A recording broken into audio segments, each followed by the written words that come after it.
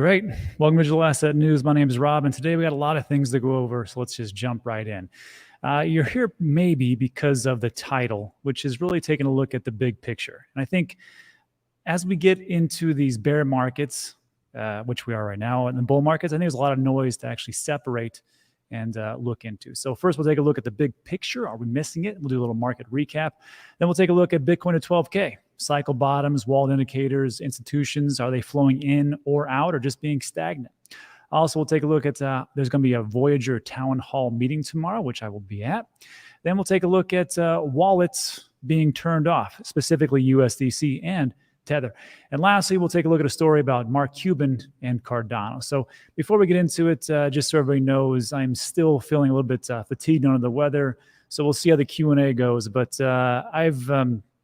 the doctors I'll be doing a bunch of appointments moving forward, but I'm not a person just to sit around and do nothing. And if you know, like just anything, I mean, I've done as much as I possibly can do, so we'll see how it all works out. But I know if you've had a back injury and just laid around forever, it actually gets worse. So the only thing you can do is just push through, just like this crappy market. So anyhow, let's take a look at the big picture itself. And this story kind of brings it home for me and maybe for you. This came through from Twitter, Hassan Bhatti. And it talks about a story about in 2009, a Stanford business professors split her class into 14 teams. They gave each team $5 in 2 hours. And they told them to get as much ROI as possible and said they give a presentation after finishing. So just 2 hours with $5. Do something with it, make a lot of money. And here's what happened. So let's talk about the teams that lost. So most of them tried to flip the items. They bought something for $5 at a store, sold it for $8 in the street. That's kind of like what I would probably think about doing. So I'm like, I can make a quick buck and only got 2 hours. One team got more creative. They realized that the $5 was mostly a distraction. So they just thought of ways to make money in two. They ended up making reservations at a restaurant and selling them to people who didn't want to wait in line. Not too bad. And their ROI was a little bit better.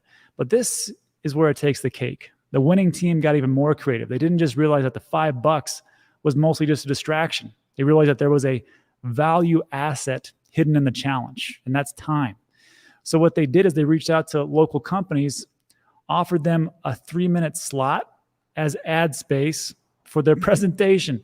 And after some negotiation, they closed the deal for $650. ROI of 12,900%. So the really big thing, the really crux of it is you have to take a look at what's going on and just think to yourself, am I missing the big picture? Is there something that I'm just not thinking about? And that, I think, is the bigger story than what we're diving into superficially. So let's just jump into the market and keep that in the back of your head as we go through these stories. So today's the down day, not a big deal, down 3.6%, 4.9 for Ethereum. Nothing goes up forever, a little bit of pullback, and that's healthy. And you can see that over the last 24 hours, everything's pretty much down, so not a big deal. And that's the market itself. But there was this interesting piece from Joko.btc at Blockwise.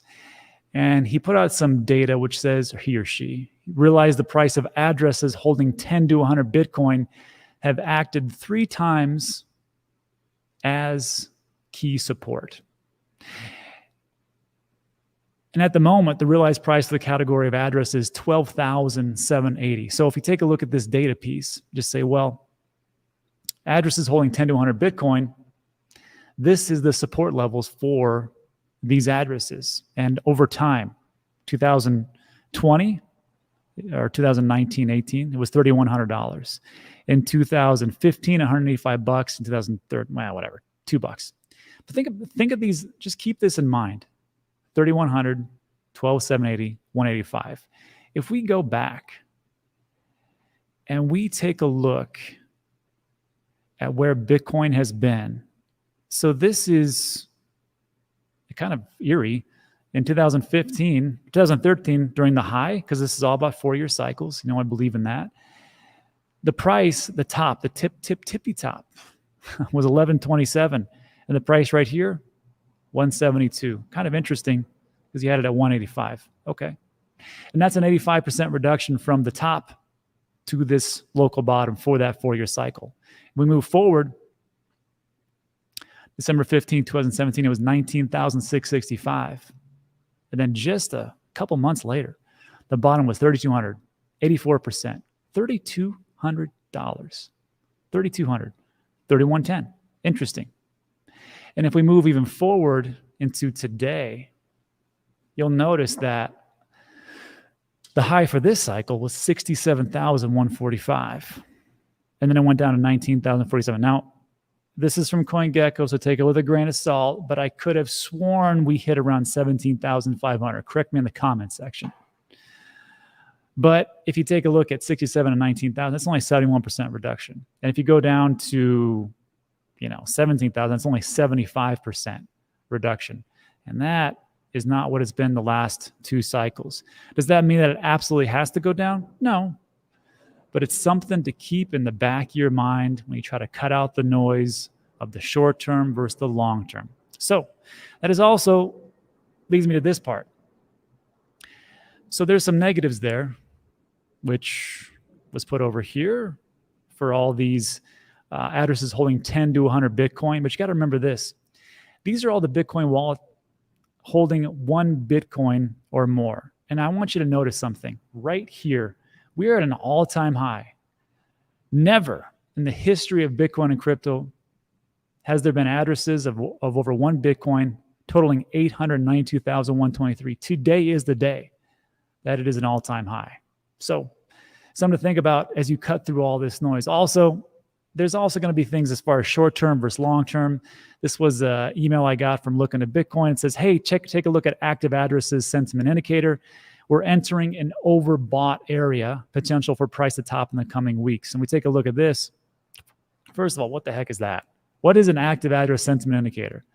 It compares a 28-day change in price with the 28 change in active address for a short-term sentiment indicator, if you're into the short term. Dotted red line is upper, dotted green line is lower, orange line is 28-day price change. So again, it's always the same thing on looking at Bitcoin. We did a video about this a couple of days ago for taking a look at cycle tops and bottoms. As you can see here that yes, we are above this red line. So in the short term, it could go down, might not. But again, cut through all the noise. Look at it over here. Here's a red line looking retroactively. If you would have got out on December 20th, 2020 and said, well, it's above this red line. Look how far up it went. You would have missed out on some pretty impressive gains. The big thing that I want you to know is this. When in doubt, zoom out. Take a look at all of the different wallets that are out there. Here's the NUPL. And one thing I want you to notice is that once we dip below this green area of capitulation, and you can find all these charts at Looking at Bitcoin. It's 100% free. That's why I love using them. You can see that it dropped down below the 4,500 mark and then didn't retrace back in. Same thing going on over here. I think we could dip a little bit, but then go up. So again, are you short term? Are you long term? Are you trying to cut out the noise? Here's another piece that you might find interesting. Novogratz. We talked about him yesterday. I know some people hate his guts because of the fact that he was big into Luna. And of course, that collapsed. And he talked trash all the time about Cardano. But here he is, still around. I got to tip my hat to him. At least he still shows up, unlike a lot of people. Novogratz, doubtful Bitcoin will push through 30,000. And what he says here is this. There hasn't been significant inflows of institutional capital into the space. So he says. And I'm like, well, that's not good. But it's not that bad. He says, be happy if we're in a 20,000, 22,000, or 30,000 range for a while. We're not seeing huge institutional flows in.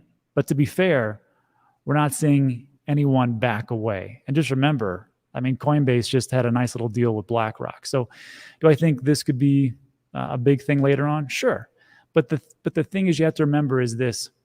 Look at the big picture. Is this awful that we're not hitting all-time highs all of a sudden? Is it bad that we can't? Or is it actually a pretty good thing if you take a step back and go, well, I'm not a billionaire, so it's going to take me a little bit of time to dollar cost average and get into these positions. And maybe in 3, 5, 10 years, things will work out for the best. I think that's the bigger picture of what things people might be missing. So let me know what you think about that in the comment section. Let's look at our next piece, which if you're going to look at things that you can change and avoiding noise, these are things that you can actually get into. So this is the Voyager Town Hall. So just so you know, this was put out by Voyager UCC, and they are the official committee of the unsecured creditors of Voyager Digital, which will be like people like me, potentially people like you. And they're having a town hall meeting. What's today? Wednesday? Shoot, it's Tuesday. 2 days, excuse me. Thursday, August 11th at 5 p.m.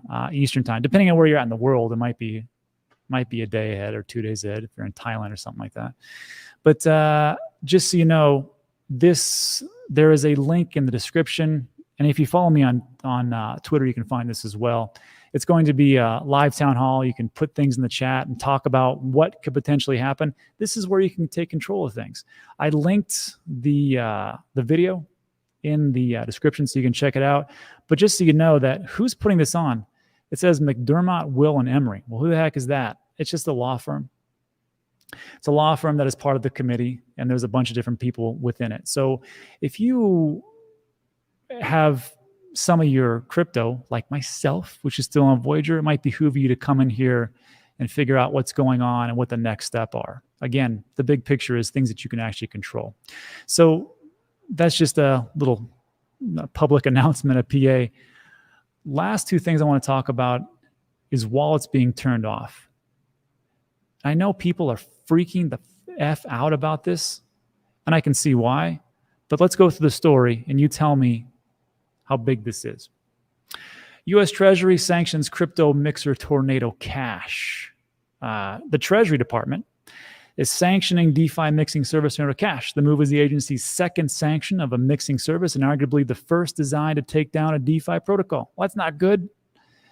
Treasury accused Tornado Cash of laundering more than $455 million for North Korea's Lazarus Group. Well, that's a bummer. Unfortunately, they didn't shut everything off for North Koreans, just Americans. And just so you know, Infura and Alchemy are now blocking access to Tornado Cash. And this is where it all hits home. Circle, which is responsible for USDC, freezes USDC funds in Tornado Cash's U.S. Treasury sanctioned wallets. Here's what it comes down to. Circle has blacklisted some Tornado Cash wallet addresses. The USDC in the affected wallets is now frozen. Centra, the consortium behind the USDC coin stablecoin, has blacklisted wallet addresses controlled by Tornado Cash, following the U.S. Treasury sanctions against the crypto mixer. Centra has stopped the movement of at least 75,000 USDC, which is $75,000, by blacklisting Tornado Cash wallets in the sanctioned list. Let me say that again. Centra has stopped the movement of at least, maybe more, 75,000 USDC, $75,000. Circle is regulated company and conforms to sanctions compliance requirements. That's from USDC.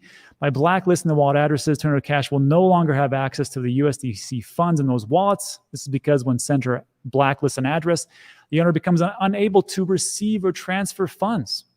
The consortium formed by USD issuer Circle and exchange platform Coinbase also froze about $100,000 in USDC belonging to a wallet address in July 2020. Well, wouldn't that be a great reason to get into Tether? Hold on. Tether has frozen 653 addresses on Ethereum over the last few years, just so you know. Tornado Cash's site appears to be down. Its GitHub page has also disappeared in the hours since the OFAC announcement. So here's the thing. I know people are freaking out because they're like, this is the beginning. This is where it all comes down to. This is the start of awful regulation as they shut everything down. And maybe it will be. I don't know. I have no idea. I don't think anybody really else does either. So I know 75,000 is quite a bit of money to lose, especially if that's one person. That is the truth. But is it the end all be all right now? But Rob, you don't understand. This is a slippery slope. Before you know it, shut down Bitcoin wallets and everything else, just like Canada did and everything. Maybe. I don't know. I can't control that. I know what you can control, though. If you're in the United States or any part of the world, you have a representative that you can contact, right? So if you don't like what's going on, maybe instead of worrying about it and freaking out, why don't you contact your state representative or your government representative of wherever you're at and say, we don't want this. We want to move forward and we don't want stifling regulation. So again, you can sit here and freak out about it and worry and whatever else, or you can take some action. So that will lead me to my next point, Mark Cuban and Cardano. So there was this great interview over on Altcoin Daily. And Mark said some things, and I got to be honest with you, kind of made me angry because I like Cardano. But you have to get rid of the noise and cut through the truth. Dogecoin is more potential application than Cardano. I'm not even getting into Dogecoin. I don't really care about that. So this is what Mark Cuban said. You know my thoughts on Cardano, because he was asked, what do you think about Cardano? He goes, my thoughts on Cardano are the same as they are on Polygon and Ethereum. There's got to be a there. I don't know what the heck that means. There's got to be a there. I'm sure that means something. Cuban says he looks at the number of transactions on a blockchain, calling it a bellwether of success. I guess the people in Africa are not using Cardano as much as they expected because you don't see the transactions. You don't see the fees. So before everybody starts yelling at the screen, especially Cardano lovers and Ethereum lovers and everything else, let's look at some facts just to be sure. If you take a look at if this is true, there's a great website he always talks about, actually, cryptofees.info. I linked in the description. You can find it's pretty simple. If you take a look at the one-day fees for Ethereum, $2,017,012.74, and the average is 2.6. Oh, it averages 7 days. So what's 2 times 30? I expect 60 million a month. Good for them. And then, of course, Uniswap and Aave, and they are, of course, built on Ethereum. Binance Smart Chain, Bitcoin are different. Solana is different. Avalanche, and well, Polygon's layer 2 solution. And of course, well, people would say, but Rob, Ethereum fees are crazy high as opposed to Binance Smart Chain, Bitcoin, Solana, Avalanche, which is true. And actually, if you take a look at the average price, this is Ethereum gas tracker. I didn't link this in the description. You got to find it. Do some work. You'll see that the low today between these three places, OpenSea, Uniswap, and USDT, about $2, $2.50, $2.50. Uniswap, for some reason, is super high, $6.50, $1. So like around $4, I guess, right? $4 for gas fees, which would probably lead to you a lot of higher prices. I get that. And then there's this part here, you know, that there's going to be a merge coming up. And just to be clear, that's not going to help much of the transaction fees. This is just the second step in the eventual ETH 2.0 transformation. And Vitalik comes out and says, look, layer 2 solution will make crypto payments make sense again. And he states this, so today with rollups, transaction fees are generally somewhere between a quarter and a dime. And in the future with rollups, all the improvements to efficiency that I talked about, the transaction costs could go down to a nickel or maybe even like 2 cents. So much cheaper, much more affordable, and a complete game changer. In the Ethereum's co-founder's view, Bitcoin and other assets will soon be able to provide this use case once again as scaling solutions. And not to be outdone, don't forget, Lightning Network for Bitcoin, that makes the transaction fees super low, gradually bring the cost down to a fraction of a cent. So if you take a look at what Mark was saying, you know, if he wants to say it's the bellwether, which is fees and transactions, I mean, that's one part. I think as time goes on, Ethereum won't be expensive, but don't get all high and mighty, Cardano holders. Just wait for this. On this channel, I'm not here to give everybody the great news that they want to hear. I try to give you the information that you need to hear. And this is one of them. So let's go down that hole. So here, first of all, I just want to make mention of this. XRP transactions, and this is also Bitcoin Ethereum. I linked this also in the description. You can check this out. But if you can see right here, the XRP transactions are in orange. They are like much, much higher. Not much, but a little bit higher than Ethereum. Kind of on the same level, right? And then, of course, in blue is Bitcoin. These are the transactions. Not that many transactions, but it's okay. And Ethereum's got a lot. And if you notice one thing about the crypto fees over here, you have to scroll down pretty darn far to find Ripple. And if this is correct, that's insane. $568 per day when you got as many transactions as Ethereum, well, that something's not right. Well, XRP is pretty cheap. I will say that. But then just notice, I want you to notice this, that in the red, Ethereum transaction says 1.25, 1.2, 1.4, and then around 1.16 yesterday and today. There's this great website called Messari. I linked that in the description too. You can find it, verify this stuff. And this is all of Ethereum's transactions. Because remember what Mark said about there's fees and there's transactions. That's the bellwether of success. And he's right, it is. Ethereum, you're looking at transaction count 1.6, 1.4, roughly the same as the other one, 1.16, 1.2, 1.459. There's a lot of transactions. That is true. So even if we go through and we talk about Cardano and how inexpensive it is, transactions are not there. That's just the truth. Take a look at Messari. Transaction count, 74,000, 68,000, 77,000. Now there's a big spike over here, November 22nd, 2021, but it's still pretty low. So to go back, and even though what Mark said, I was like, this son of a gun, he's right. He's right. Cardano doesn't have a lot of transactions. They don't. Ethereum has a lot of transactions. Ripple, XRP have a lot of transactions. So if that's the bellwether of success for right now, unless I'm missing something, sound off in the comment section, but that's just the truth. Now, does that mean that Cardano can't make it up and have a ton of transactions moving forward? Sure, why not? But at this point in time, and the amount of money that's being moved around, of course, transactions for Ethereum are much higher because it's so darn expensive. Now, transaction fees are low, but if you look at the transaction count, just by the transaction count, it isn't there yet. So I have to take a look at that and say to myself, well, Mark was right on that one. So that's all we got. And again, to reiterate, before all the Cardano lovers blow up my comment section, I like Cardano too. I have invested in Cardano. Hell, I've even got a stake pool. But that doesn't mean right now that it's on par with Ethereum. These are the facts that you have to accept. When in doubt, zoom out, take a look at the data, and are you missing the big picture? The big picture for right now is that's what's going on. That's what I got. So anyhow, I want you to think about that in the comment section.